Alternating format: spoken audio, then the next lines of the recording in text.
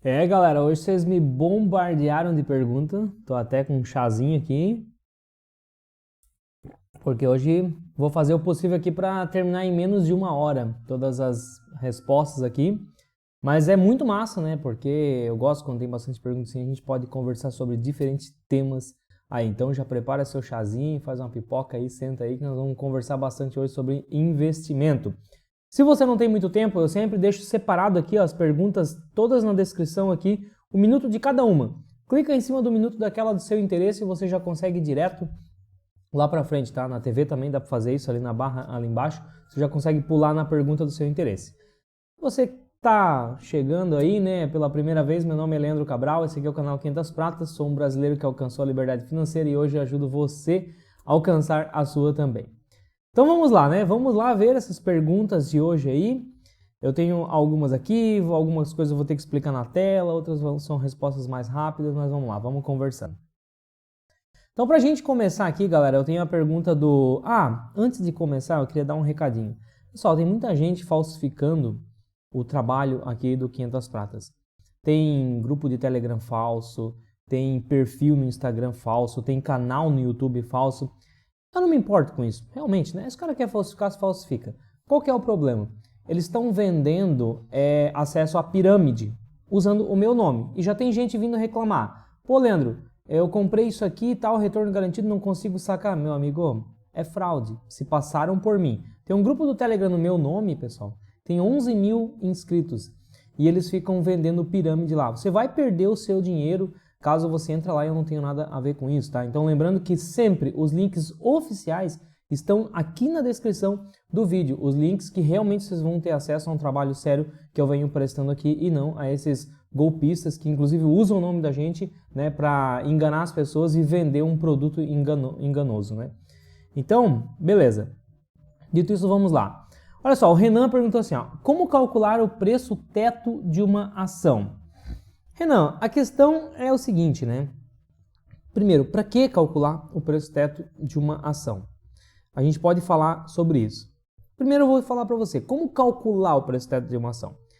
Existem várias teorias de valuation, isso se chama valuation, né? O método, a técnica que você vai usar para calcular o preço justo de uma ação. Agora, olha só, existem várias formas de você fazer esse cálculo e todas as fórmulas que você chega a esse cálculo, existem variáveis que você vai preenchendo. Essas variáveis vão depender da visão de cada analista. Por que eu estou querendo dizer isso? Se você pegar 50 analistas diferentes, os melhores do mercado, pega os melhores do mercado aí, os melhores analistas do mercado, os caras que são fera em valuation. Gestor de fundos famosos, né? Coloca cada um numa sala diferente e manda fazer o valuation de uma ação. Cada um vai chegar com um resultado diferente. Não vai bater. Se bater, é cagada. É sorte. O que eu estou querendo dizer com isso? Não é uma matemática exata. Investir, gente, é 50% arte, 50% cálculo. Então, cada um vai usar um método que confia mais, vai colocar lá os números, né, as previsões que acredita mais, e cada um vai chegar num valor teto diferente. Isso aqui eu estou falando de pessoas profissionais do mercado. Se fosse um negócio exato, uma engenharia perfeita, todo mundo ia chegar com o mesmo resultado. Não tem. Logo, não é um investidor iniciante que vai conseguir acertar na mosca o preço teto de uma ação. O que é mais importante aqui para nós? Consistência.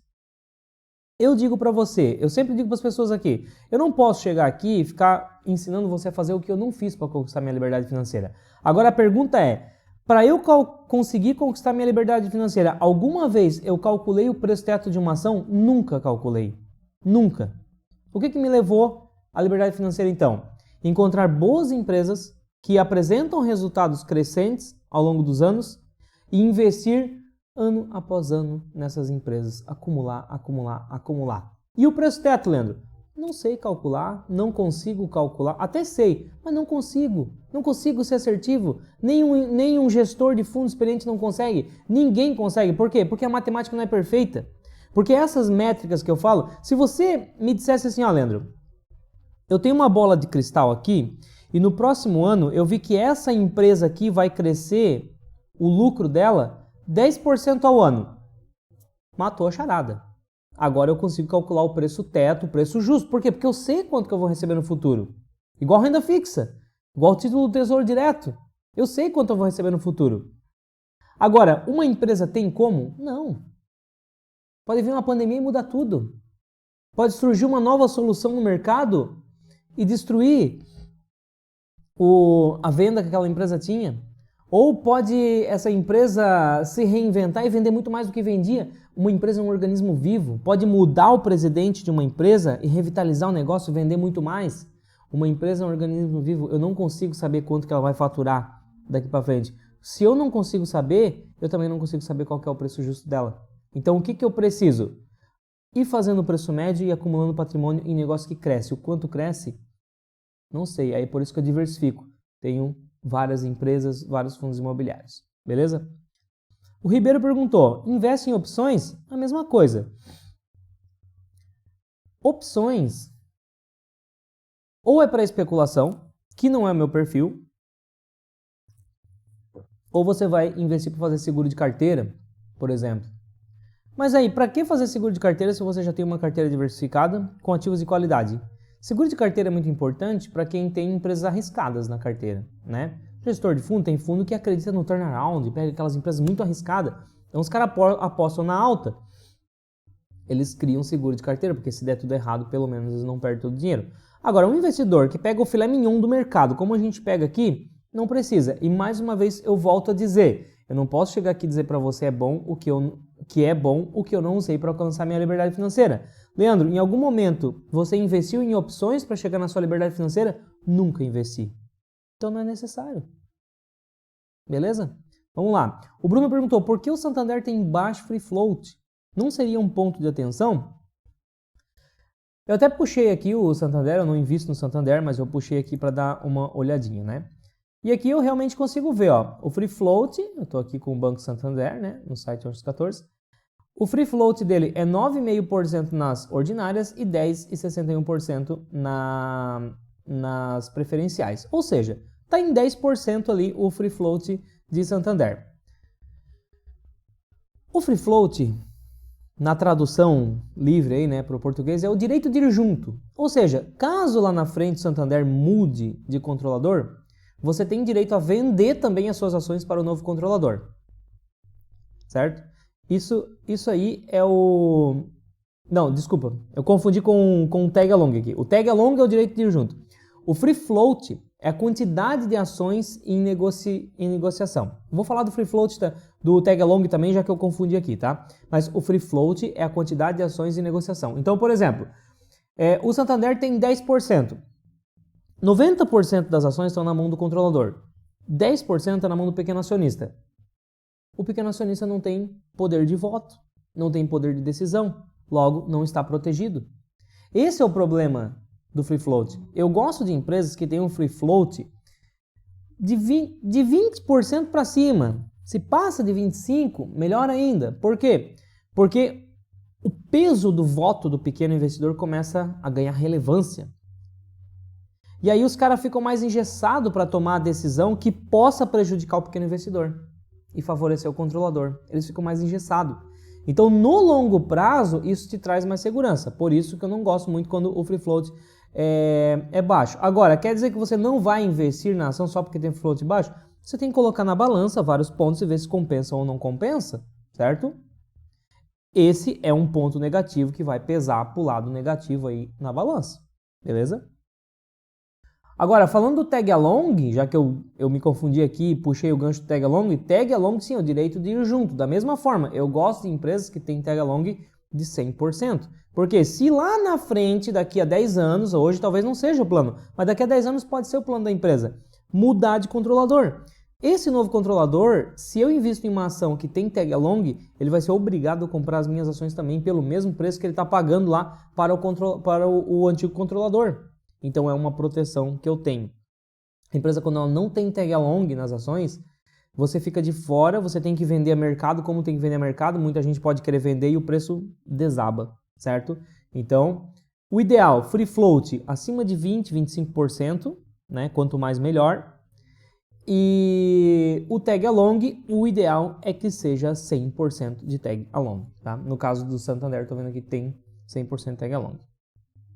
A Renata perguntou, você investe em boas empresas ou boas pagadoras de dividendos? Existem os dois? Renata, com certeza existem os dois. E para mim é mais importante boa empresa do que boa pagadora de dividendo. Por quê? Porque uma boa empresa, hoje, boa empresa que eu falo é aquela empresa que tem dívida controlada, tem boa margem, tem crescimento de receita, tem crescimento de lucro. Uma empresa que tem uns balanços redondinhos ali, né? Um número redondo. Isso é muito mais importante do que uma boa pagadora de dividendo. Porque se uma boa empresa ela não é boa pagadora de dividendo, significa que ela está usando esse dinheiro para deixar no caixa, certo? Uma boa empresa ela faz caixa, ela tem lucro, ou ela está reinvestindo no próprio negócio. A WEG é um exemplo clássico. Para mim, é uma das melhores empresas do Brasil e não é uma excelente pagadora de dividendo, certo? Paga, mas não paga muito. Mas vale a pena para mim ter ela em carteira, por quê? Porque ela está crescendo muito, ela está comprando muitas concorrentes, muitas empresas menores. E cada vez mais, quando eu não tiver mais para onde crescer, que ela já vai ser uma gigante, primeiro que eu vou ter participado de todo esse crescimento. E segundo, que agora ela pode começar a distribuir dividendos e eu vou começar a receber esses dividendos também. Certo? Ela pode aumentar a sua distribuição de dividendo. Agora, uma empresa que ela é uma excelente pagadora de dividendo, mas é uma porcaria de uma empresa, pode ser que ela esteja queimando o patrimônio para distribuir, pode ser que ela esteja fazendo dívida para distribuir, pode ser uma distribuição falsa. Que eu posso até ter um ganho maior no curto prazo, mas no longo prazo eu vou ter um resultado muito melhor com aquela empresa que tem bons resultados, mas não paga dividendo. Agora, qual que é o pacote perfeito aqui? Uma empresa que é uma excelente empresa do ponto de vista dos seus resultados e ainda assim distribui bastante dividendos. Não tem nada melhor que isso, certo? Isso aqui seria o pacote perfeito. E existe, tá? Existem várias empresas que são boas. A gente pode pegar uma empresa que eu gosto muito, por exemplo, a Taesa. É uma excelente empresa quando a gente fala dos resultados e é uma das melhores pagadoras de dividendos da Bolsa. Então, existem empresas assim, tá? Existem. Beleza. O Alan perguntou, como calculo se o ativo está barato ou caro? Alan, eu respondi essa pergunta aqui. Foi a primeira pergunta, tá? Já acabei respondendo ela aqui, depois volta lá, reforça a pergunta que eu respondi do Renan lá, que foi a primeira pergunta, tá? Eliane, está na hora de ganhar com marcação a mercado no Tesouro IPCA? Eu não diria que está na hora de você ganhar, porque ganhar com marcação a mercado é quando você vende a sua posição no Tesouro Direto para realizar o lucro.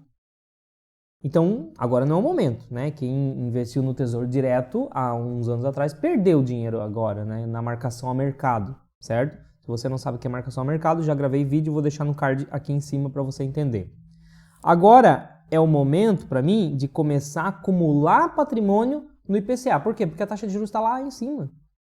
Ah, Leandro, pode subir mais? É a mesma história do preço justo da ação. Não tem como saber quanto ainda vai subir ou se já parou de subir a taxa Selic. Pelas previsões do Banco Central, estamos chegando no final do ciclo.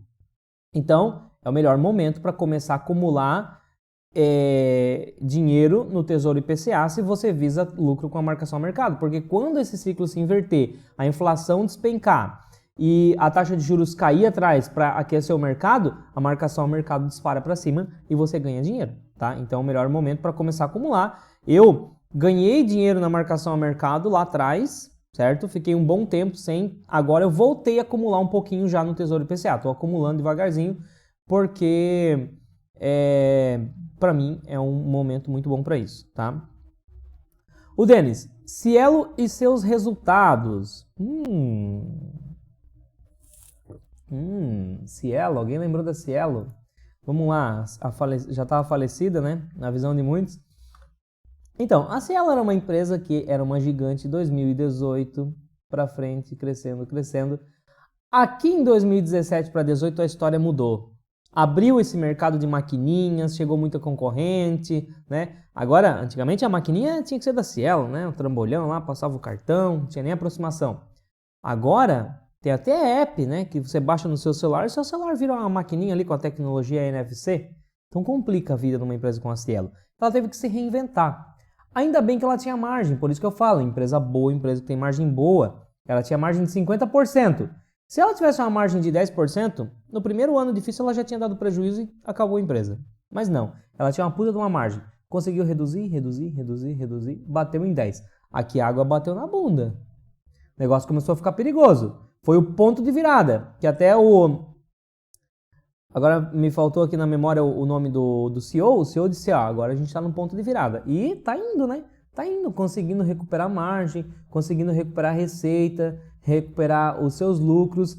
Parece que está no caminho de novo. Mas é uma nova empresa. Veja que nos últimos 3 anos, ela é uma empresa que quase menor do ponto de vista de lucro. Quase não, ela é menor, olha só. Em 2022, olha pela linha, ela conseguiu chegar no lucro de 2008. Então, ela é uma empresa que ela voltou 14 anos para trás. Essa é a nova realidade da Cielo, né? Então, quem está chegando agora pode até pensar em investir na Cielo e tal, mas é um mercado muito mais desafiador do que já foi um dia para essa empresa, tá? Vamos lá. O Flávio perguntou, como o crescimento dos bancos digitais afetaria no longo prazo para os bancões? Flávio, olha só, essa história já foi, já voltou, todo mundo fala, porque o banco vai quebrar o bancão, não sei o que. Primeiro a gente está vendo aí, né? Já faz alguns anos, quantos anos já faz que os bancos digitais chegaram? Sei lá, mais de 5? E olha o que está acontecendo com o resultado dos bancões, é lucro em cima de lucro. Banco do Brasil, Banco Itaú, Bradesco, é lucro em cima de lucro, os caras não param da bordoada. Então já está começando a se provar de que a teoria de que o banco digital vai falir com o banco grandão já não tá se confirmando. Agora, outra coisa aqui, você acha que uma grande empresa ela vai contratar os serviços de um banquinho digital? Por exemplo, você imagina que vamos pegar nós estávamos falando da Cielo aqui, ó, né? A própria Cielo. Não, a Cielo é do mercado, é desse mercado, mas vamos falar aqui. Eu falei da Taesa, por exemplo, né? Você acha que a Taesa, a conta pessoa jurídica da Taesa, né? Que movimenta bilhões de reais. Você acha que a conta pessoa jurídica dela vai estar no Nubank? Não tem condições. Vai estar no Banco Inter? Vai estar nos banquinhos? Não, né? Eles querem um banco robusto. Ou vai ser uma cooperativa de crédito muito bem estruturada para suportar toda aquela gestão ali, ou vai ser Itaú, Bradesco, Santander, Banco do Brasil, Caixa Econômica, coisas robustas. Então, o varejão ali, o pequeno consumidor, né? Pessoas no dia a dia podem ter uma grande migração para o banco digital. Mas o pesado, o grosso, provavelmente vai continuar por muitos anos ainda nos bancões, tá? É isso. Então eu não consigo enxergar no curto prazo aí a morte dos bancões. Até porque isso já teria acontecido lá fora, né? Que a coisa anda mais rápido, a tecnologia avança mais rápido. Vamos lá.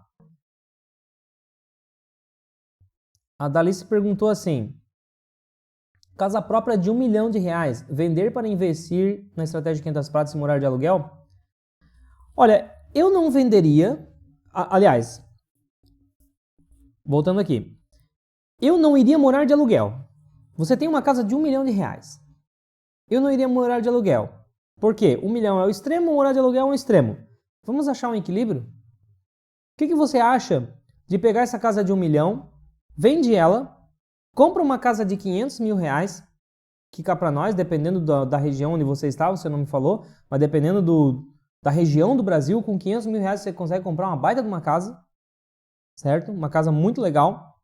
E os outros 500 mil você investe pela estratégia de 500 pratas. Você vai conseguir gerar aí, mensalmente aí, vamos jogar por baixo aqui, uns R$4 mil por mês de dividendos com esses 500 mil. Já pensou você morando numa casa de R$500 mil, não precisando pagar aluguel, e ainda receber R$4 mil por mês de aposentadoria?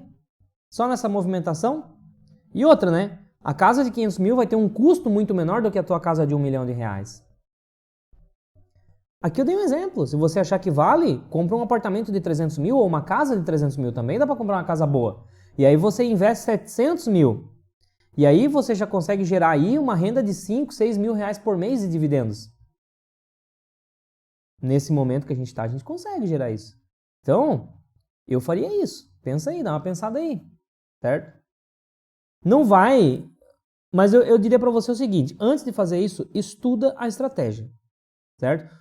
Vai no link da descrição, pega o curso aqui, R$1.000 o curso, não vai fazer diferença para você no 1 milhão que você vai vender a sua casa, não vai fazer diferença no custo que você vai ter, mas no resultado que você vai ter muita diferença.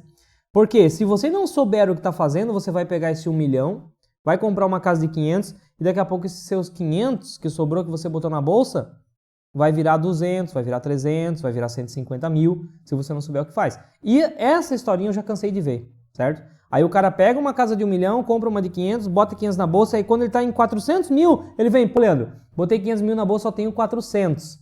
Quero fazer teu curso. Beleza, tu já perdeu 100 mil. Você pagou pela sua ignorância 100 mil reais. Quanto que vale a minha informação para você agora? O cara fica até com vergonha, né? Pagar de dizer que só vale R$1.000. Fica até com vergonha. Tá entendendo? Então, essa é a questão. Invista em conhecimento, galera, para não fazer cagada com o patrimônio que você suou durante anos para construir. A Jás perguntou assim, 500 pratas serve para quem é completamente leigo? Com certeza serve, a gente começa lá desde o basiquinho, né, pegando na mão, mostrando até o que é uma corretora, como você abre contra uma corretora, né, como isso tudo funciona, coisa que não é problema nenhum para quem já está mais tempo no mercado, mas para quem está começando eu sei que é difícil saber até qual corretora investir. Então a gente começa desde esse basiquinho, explicando o que é uma ação, o que é a Bolsa de Valores, até você chegar ao ponto de conseguir olhar lá na Bolsa de Valores, ver as empresas que prestam e que não prestam para botar na carteira e saber gerenciar isso aí dentro da sua carteira, tá? Então você tem todo o processo. O Júlio perguntou assim, quanto tempo falta para a sua independência financeira? Júlio, eu não sei quanto tempo você está aqui, mas eu já conquistei a minha independência financeira. E o que é independência financeira? Independência financeira é quando você consegue fazer com que os dividendos que você recebe da sua carteira superem o seu custo de vida. Inclusive eu tenho uma planilha que eu consigo calcular isso. Eu separei aqui para vocês, ó, e eu vou disponibilizar ela para vocês, tá? Pode baixar essa planilha aqui. Olha só, por exemplo, eu coloquei aqui um patrimônio, uns exemplos aqui, né? Patrimônio de R$50, de 50 mil reais, você recebe 3 mil reais por mês, você tem um custo de vida de 2 mil reais por mês, você consegue aportar todos os meses R$1.000. Aí você consegue um retorno mensal, vamos colocar aqui, 0,5%, certo? 0,5%, livre de inflação, por isso que eu coloquei aqui, inflação zero. Considera um cenário sem inflação. Se a gente tem inflação de 1%, teoricamente você tem que conseguir um retorno mensal de 1,5%, para daí ter esse 50% que eu estou falando aqui, esse 0,5%, certo? Ao mês. Nesse cenário aqui, veja que esse investidor consegue alcançar a liberdade financeira em 2037. Por que em 2037? Porque essa linha azul aqui, ó, é a renda mensal que ele vai estar recebendo da carteira de investimentos dele. E essa linha vermelha é o custo de vida dele. Eu coloquei uma linha reta, o custo de vida não mexe. Por quê? Porque eu considerei um cenário sem inflação aqui para efeito didático. Isso aqui não existe, sempre vai existir inflação, certo? Ou deflação, que seja. Mas sempre vai variar o poder de compra do dinheiro. Agora aqui para efeito didático eu considerei sem inflação, e por isso que eu jogo aqui um percentual menor. Isso aqui é o percentual líquido, pessoal. Renda livre da inflação, já. Esse momento que a linha azul supera a linha vermelha, você está livre financeiramente. O que significa isso aqui? Você pode parar de trabalhar. Por quê? Porque esse valor aqui, ó, é a tua carteira te pagando. Então, pô, o camarada tem um custo de vida de 2 mil por mês e a carteira dele paga 2.600, se ele quiser não trabalhar mais. Isso aqui é liberdade financeira. Eu já estou nesse ponto aqui, eu passei desse X, certo?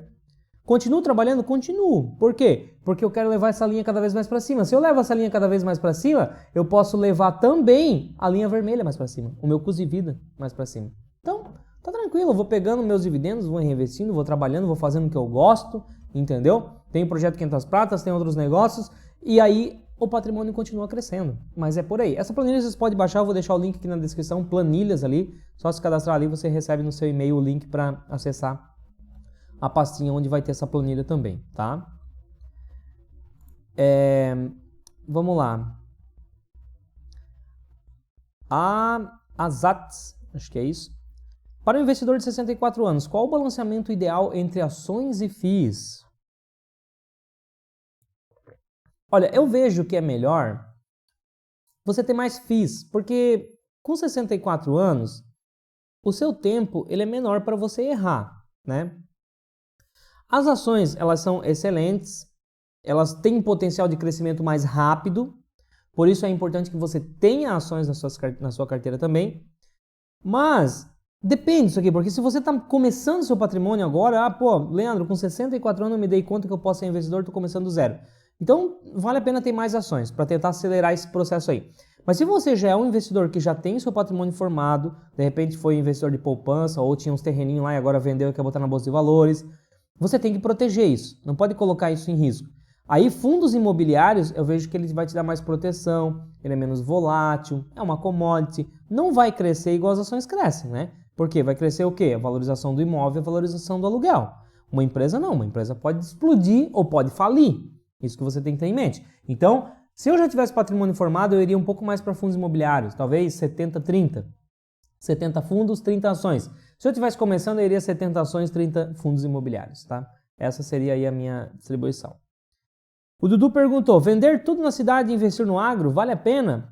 Dudu, depende do que é vender tudo na cidade. De repente você tem lá, o que você tem na cidade? Imagina que você tem a sua casa própria, né? Investir tudo no agro é você empreender. Empreendedorismo é risco. É igual a empresa que eu acabei de falar aqui. Você pode ganhar muito dinheiro e ficar rico em alguns anos, ou você pode falir e perder tudo. E isso é empreendedorismo. Por isso que poucas pessoas empreendem e preferem trabalhar de empregado, certo? Ganha menos, mas é garantido. O empreendedor tem que segurar no peito. Tem que segurar no peito aqui, ó. Tem que dizer, não, eu tenho 100 mil aqui, eu vou colocar nessa porra aí, vamos ver o que vai dar.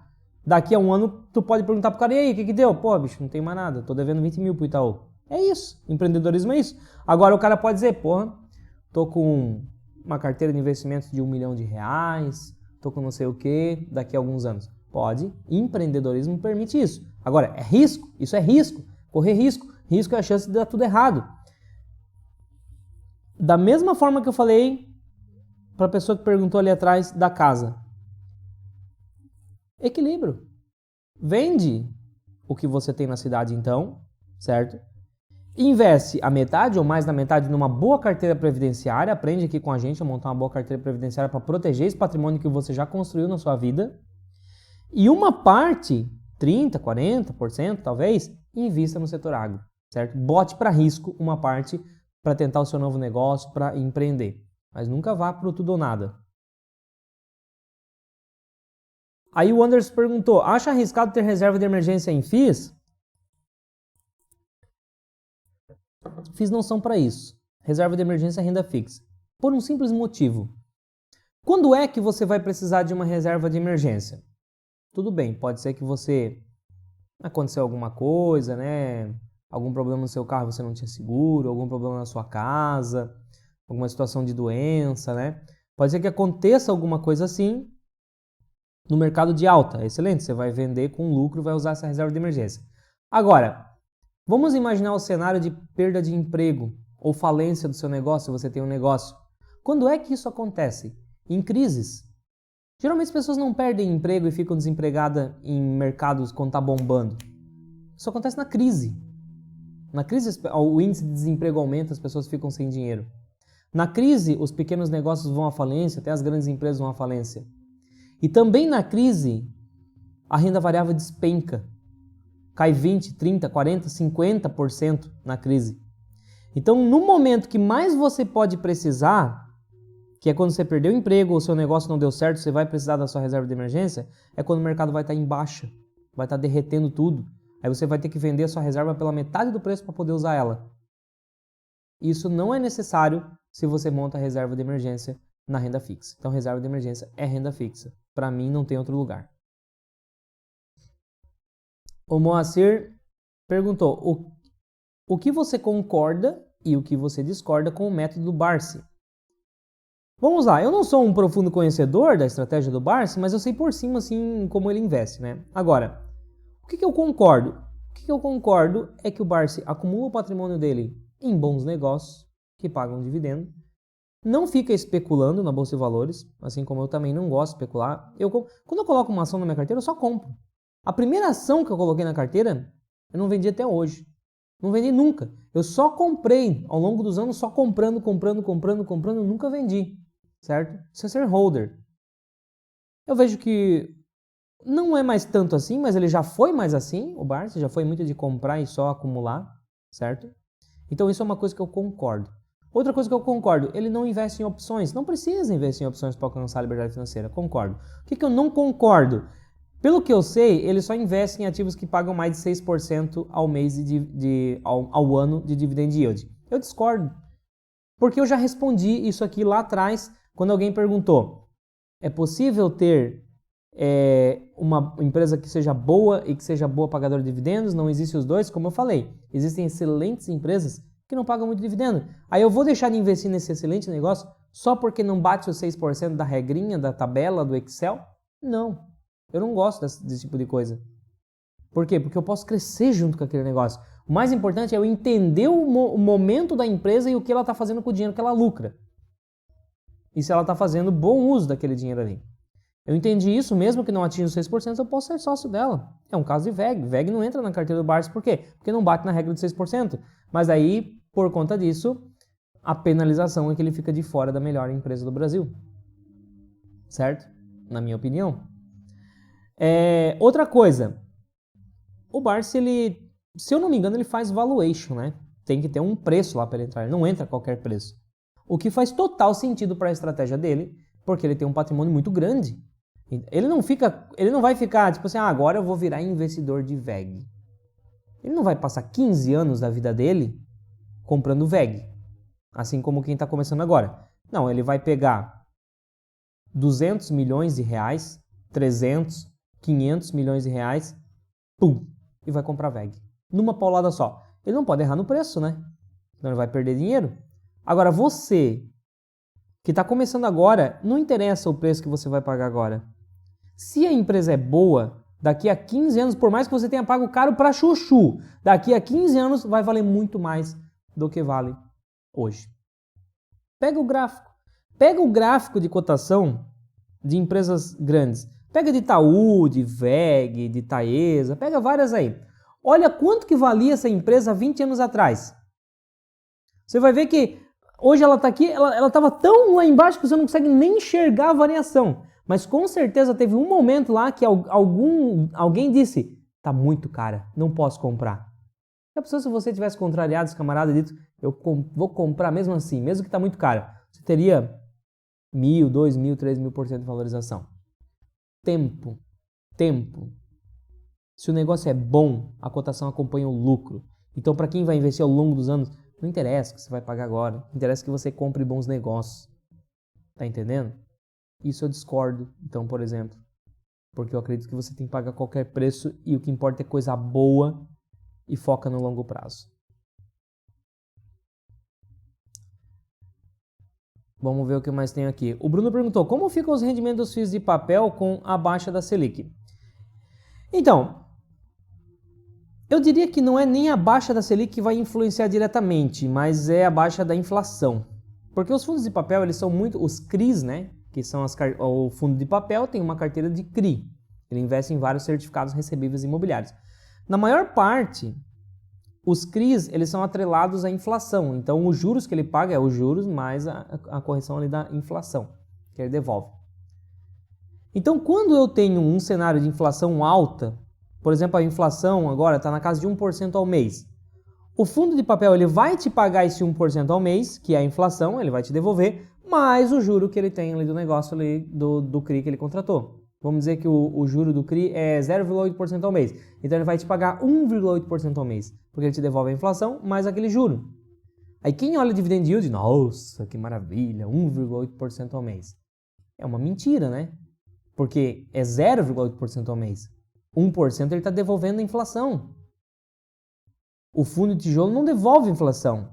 Então, em um cenário onde eu tenho inflação de 1% ao mês, eu tenho um fundo de papel pagando 0,8 e um fundo de tijolo pagando 0,8 e um fundo de papel pagando 1,8, É a mesma coisa.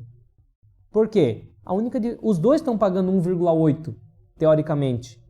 A única diferença é que a inflação do papel já foi devolvida agora e a do tijolo fica embutida na valorização do ativo. Quando eu tenho queda na inflação, imagina a inflação zero. Aí você vai ver no fundo de papel só o que ele realmente paga líquido da inflação, que geralmente é menor do que fundo de tijolo. Aí os desavisados voltam tudo para o fundo de tijolo, achando que agora é fundo de tijolo que é bom. Fundo de tijolo sempre foi bom. Fundo de papel também sempre foi bom. O que não é bom é a cabeça do investidor iniciante que não entende a diferença entre os dois. Vamos lá.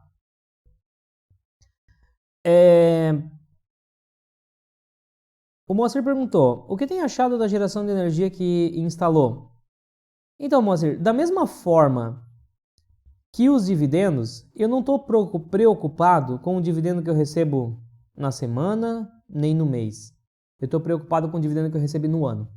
Por quê? Porque tem empresas que pagam a cada 3 meses, outras pagam a cada 6, outras pagam uma vez por ano. Então o que interessa é eu ver quanto eu recebi no final do ano, eu divido por 12 e eu vejo quanto que eu recebi a cada mês, mais ou menos. Tem que fazer essa gestão. É renda variável, não preciso me preocupar com aquela renda recorrentezinha igual um assalariado se preocupa, entendeu? É diferente, tem que mudar minha cabeça para isso. Quando eu falo de uma usina, igual eu instalei aqui, é a mesma coisa.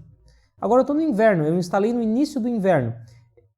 Ela foi programada para, no ano, cobrir meu custo. No inverno, ela rende menos do que meu custo e no verão, ela gera mais energia do que meu custo. A média é que ela fica um pouquinho acima do meu custo, certo? Agora, no inverno, de fato, ela não está pagando o custo. Ela está cobrindo ali mais ou menos uns 70% do meu custo aqui, entendeu? 70, 80 talvez. Vamos ver no verão como é que vai ficar. E eu vou poder, depois de um ano, fechar a média e ver se valeu a pena mesmo ou não.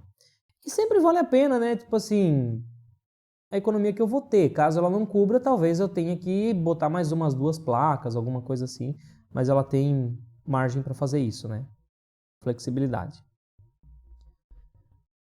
A Daisy perguntou, quando os resultados das empresas são bons, mas o dividend yield é baixo, focamos na valorização? É mais ou menos por aí, Daisy, mas é como eu já respondi essa pergunta lá atrás, né?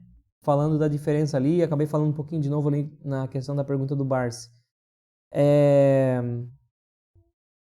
Não é que eu vou focar na valorização, mas eu tenho que estar ciente de que o retorno que eu vou ter é por valorização e não por dividend yield.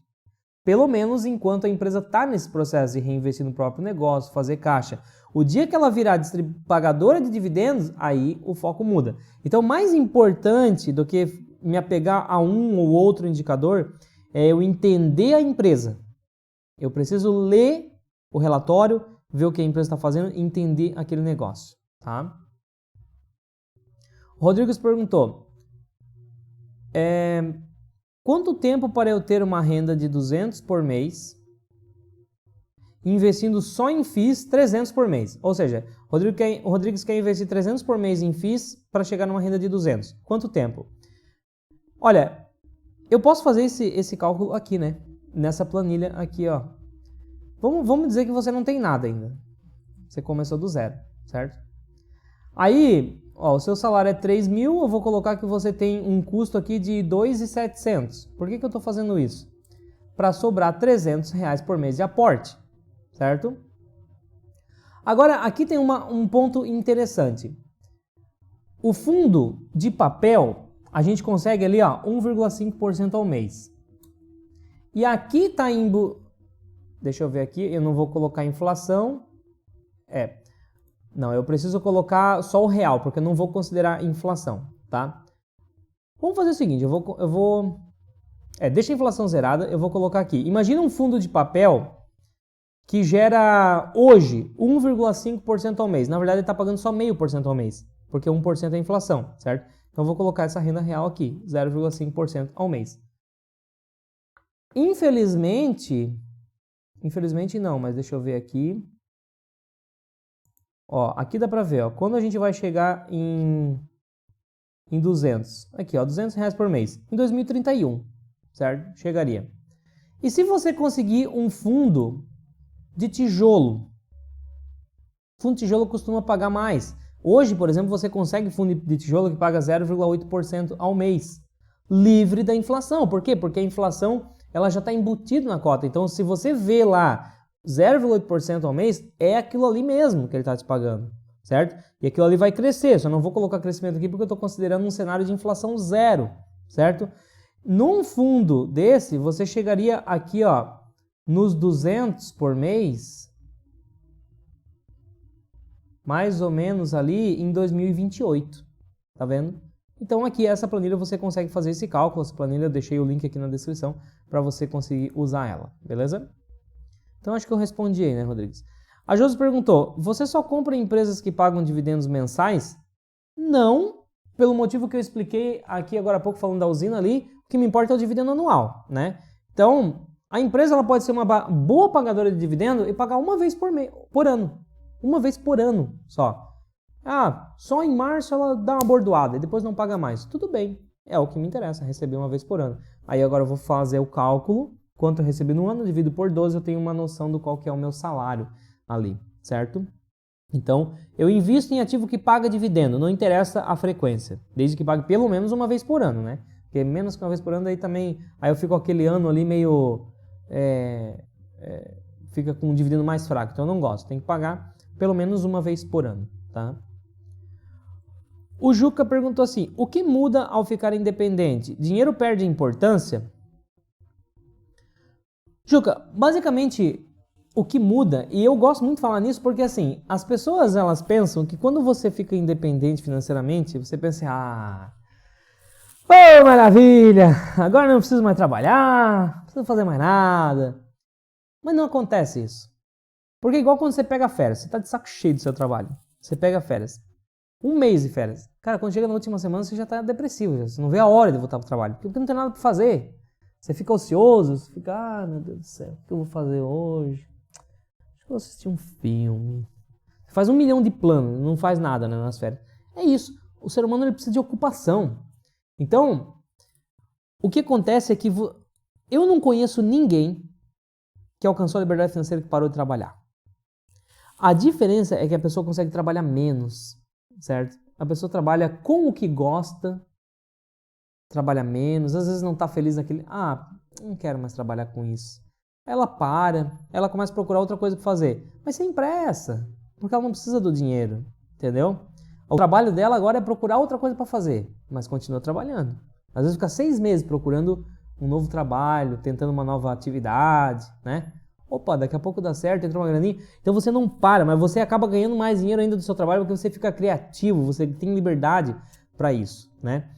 E a questão do dinheiro perde importância, eu vejo assim, o dinheiro para mim, ele nunca perdeu importância, né? A gente sem dinheiro, a gente não faz nada. Só que eu não sou mais escravo do dinheiro, é o dinheiro que trabalha para mim, né? Agora, não quer dizer que porque eu alcancei minha liberdade financeira que eu vou esbanjar, que eu vou torrar dinheiro, que eu faço isso, que aquilo. Não. A mesma vida minimalista, né, que eu levei para conquistar minha liberdade financeira, focando naquilo que realmente importa. Não preciso ter um carro top de linha, não preciso andar com roupas de marcas, não preciso ter um monte de sapato.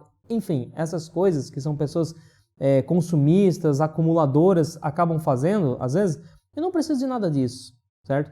Eu não precisei disso para conquistar minha liberdade financeira e agora que eu tenho a liberdade financeira, muito menos.